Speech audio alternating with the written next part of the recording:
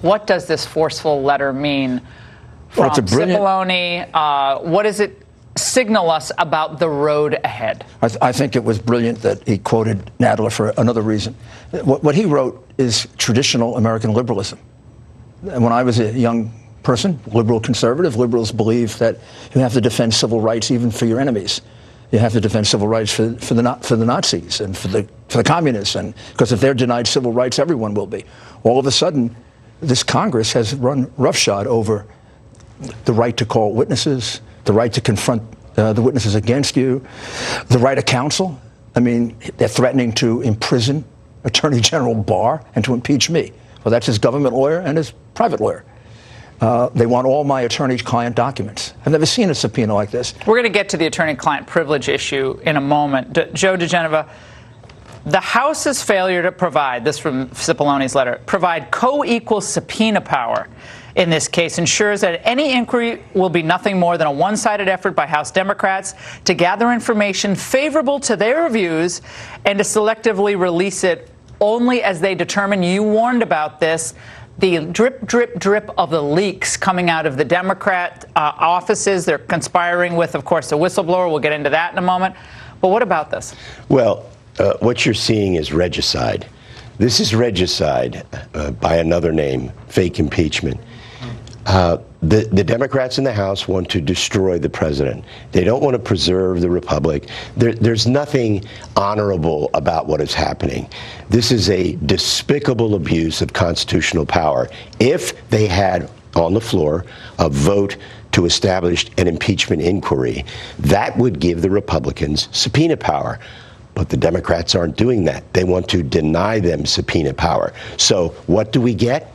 We get first one anonymous informant, then a second anonymous informant. I refuse to call them whistleblowers. These two non-entities are suicide bombers that the Democrats have unleashed on the democratic process.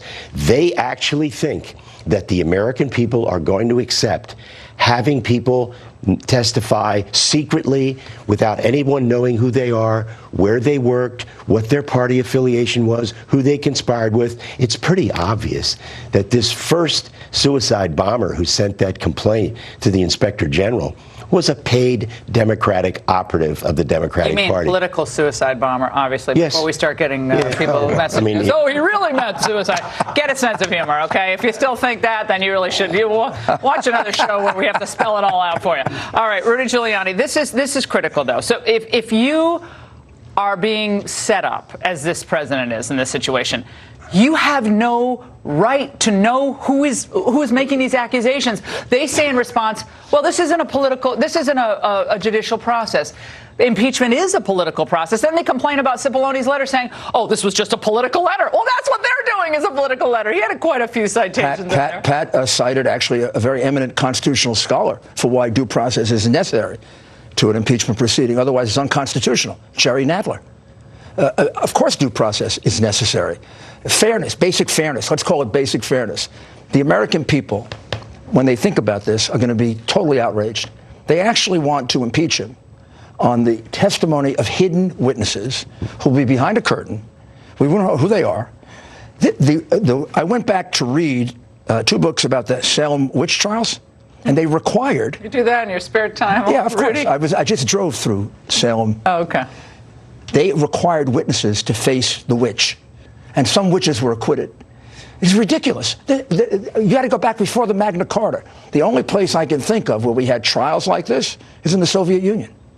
And that's what the Democrats are trying to do. Yeah. I mean, it's so obvious. I think this is. Remember, the president used to call this a witch hunt? This is now worse than a witch hunt. The witches had it better, in other words. They had more rights. They had it better. They had more rights. We're going through this letter painstakingly.